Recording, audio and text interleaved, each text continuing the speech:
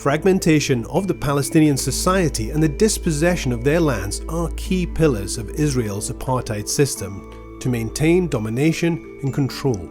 But there's more. The unequal structure of nationality and status, restrictions on freedom of movement, use of military rule, denial of right to political participation or the right to peaceful protest, and cruel separation of families all add to the complex system that we see today. This video makes the heavy accusation that Israel is in fact an apartheid state. But is it true? It's really important to get the bigger picture of the Israeli-Palestinian conflict, and our 5-minute video does just that. Maybe you've heard someone say that Israel is an apartheid state, that Israel has a policy of segregating and oppressing the minority population within its borders, like South Africa once did. Maybe you've been so outraged by this information that you have considered joining the BDS movement, the effort to boycott, divest, and sanction Israel until it ends its alleged racist policies. I don't blame you. Apartheid is a great evil and deserves to be fought wherever we find it. But here's the thing, you won't find apartheid in the state of Israel. So, I'll put it bluntly. The BDS movement is a slick propaganda effort built on lies. I think I have the credibility to make this claim. Having grown up in South Africa and having spent a fair amount of time in Israel, I know what apartheid is and what it is not. My parents were raised under real apartheid, where blacks were, by law, separated from whites at every level, from education to drinking fountains. Blacks couldn't vote, couldn't own land, couldn't live next to or use the same transportation system as whites. I remember my father telling me about how my grandfather was kicked and humiliated in public by a young white boy. All he was permitted to say was, "Please stop, little boss." That was the world my family lived in. That was the world of apartheid South Africa. But in Israel, the law is colorblind.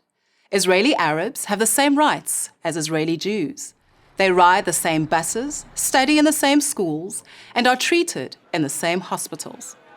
Arabs are elected to Israel's parliament, serve as judges, and fight in the Israeli military.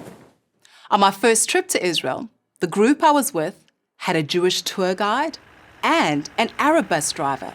Imagine our surprise having heard that Israel is an apartheid state. This would have been inconceivable in apartheid South Africa. All these things would be self-evident to anyone who did any kind of actual research, or even better, visited Israel, something I encourage everyone to do. BDS doesn't want you to research or visit Israel. It depends on the ignorance of its audience. Sadly, on American college campuses, BDS has a significant presence. It succeeds by playing on the good intentions of good people through deliberate deception. In short, they lie. And lies really make me angry because lies empower evil. Lies about blacks empowered apartheid in South Africa. Lies about Jews made the Holocaust possible. And lies about Israel are misleading a lot of good-hearted young people into opposing the only country in the entire Middle East that doesn't segregate and oppress its minority population. Just ask the next Egyptian Copt or Iraqi Christian you meet on campus.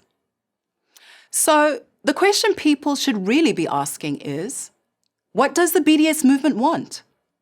The answer is simple. They want to destroy Israel. They can't do it militarily, so they try to do it through lies. They say that Jews have no historic claim to Israel. Lie. They say that Israel treats its Arabs as second-class citizens. Lie. They say that Israel doesn't want peace with its Arab neighbors. Lie. If you tell lies and you tell them often enough, people who don't know the truth start to believe them. The BDS movement's leaders barely tried to hide this charade. They will lie and say that they only want a Palestinian state living side by side with Israel. And then they say this: we oppose a Jewish state in any part of Palestine. Ending the occupation doesn't mean anything if it doesn't mean upending the Jewish state itself. That's from Omar Barghouti, a founder of BDS.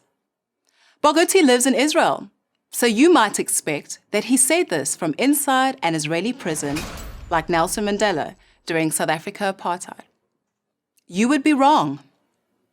Barghouti is a PhD student at Israel's Tel Aviv University, where he enjoys the same rights as every Israeli. My parents could only dream of that kind of freedom. Is Israel a perfect country? No. There are as many perfect countries as there are perfect people. But to call it an apartheid state is not only an insult to the only democracy in the Middle East and the only country with equal rights for all its minorities, it's also an insult to the actual victims of apartheid, like my parents and all those who suffered under it.